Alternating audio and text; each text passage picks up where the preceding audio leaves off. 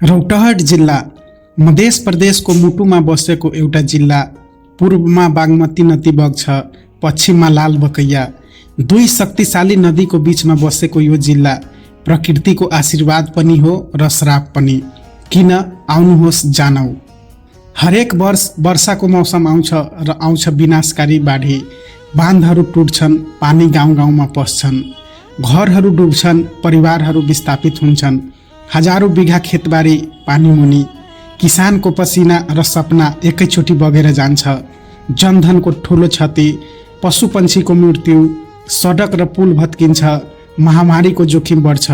यो समस्या दशकौंदेखिको हो, तर अझै पनि दीर्घकालीन समाधान भेटिएको छैन। रौतहटवासीले हरेक उम्मेदवारसँग प्रश्न गर्नुहोस्। अब प्रश्न उठ्छ, के गर्न सकिन्छ? समाधान छ, चाहिएको छ इच्छा शक्ति र लगानी। अहिलेका बाँधहरू कमजोर छन्, पुराना छन्। वैज्ञानिक डिजाइन अनुसार आधुनिक प्रविधिको बलियो बाँध निर्माण गर्नुपर्छ। वर्षा सुरु हुनुभन्दा अगाडि नै जोखिमपूर्ण खण्डहरू पहिचान गरी मर्मत गर्नुपर्छ। बाँधको नियमित अनुगमन र मर्मतको लागि अस्थायी संयन्त्र चाहिन्छ। जियो टेक्निकल सर्वेक्षण गरी बाँधको डिजाइन सुधार गर्नुपर्छ। नदीको तल्लो भाग रिभर बेडमा माटो र फोहर जमेको हुन्छ, जसले पानी बग्ने क्षमता घटाउँछ। नियमित रूपमा सफाई र गहिरीकरण गर्नुपर्छ। नदी किनारामा बाँस, सिसो जस्तो बलियो जरो भएको रुखहरू रोप्ने, यसले माटो कटान रोक्छ र बाँधलाई बलियो बनाउँछ। नदीको प्राकृतिक बहाव मार्ग कायम राख्नुपर्छ, जथाभावी अतिक्रमण रोक्नुपर्छ। भारतसँग सीमा साझा भएकोले द्विपक्षीय स्तरमा नदी व्यवस्थापनमा समन्वयन गर्नुपर्छ, किनकि पानी सीमा देख्दैन। प्रविधिको युगमा हामी पनि आधुनिक बन्नुपर्छ।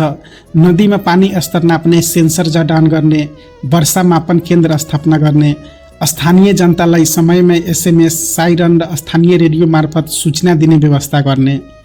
प्रत्येक गाउँमा आपतकालीन प्रतिक्रिया समिति बनाउने, उनीहरूलाई तालिम दिने, आवश्यक उपकरण उपलब्ध गराउने, सुरक्षित स्थान र आपतकालीन आश्रय स्थल पहिचान गर्ने, बाटो चिन्ह लगाउने, समयमै सूचना पाए कति जनधन बचाउन सकिन्छ।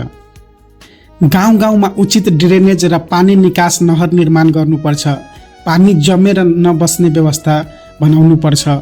ठुला जलाशय र रिटेन्सन पन्ड निर्माण गर्ने, अतिरिक्त पानी अस्थायी रूपमा यहाँ जम्मा गर्न सकिन्छ।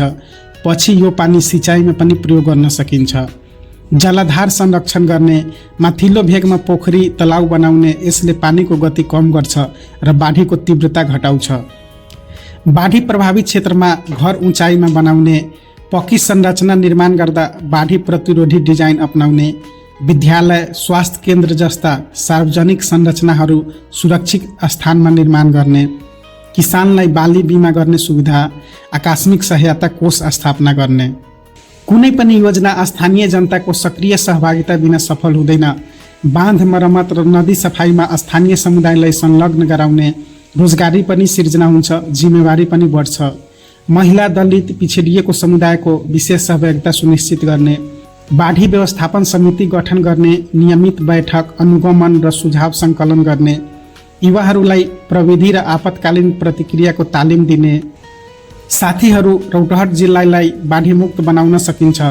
चाहिएको छ सरकारी प्राथमिकता, पर्याप्त बजेट विनियोजन र वैज्ञानिक योजना कार्यान्वयन।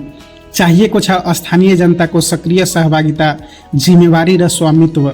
चाहिएको छ दीर्घकालीन दृष्टिकोण, न कि हरेक वर्ष अस्थायी समाधान। समय आएको छ योजना बनाउने मात्र होइन, कार्यान्वयन गर्ने, कागजमा रहेर होइन, जमिनमा देखिने। रौतहटको भविष्य सुरक्षित बनाऊ। हाम्रो बालबच्चाले बाढीको डर बिना बाँच्न पाउँछ। यदि तपाईलाई पनि यो समस्याले छुन्छ, आफ्नो आवाज उठाऊ, सरकारलाई दबाब दिऊ। यो हाम्रो अधिकार हो, हाम्रो जिम्मेवारी पनि। रौतहट बाढी मुक्त सपना होइन, सम्भावना हो। धन्यवाद।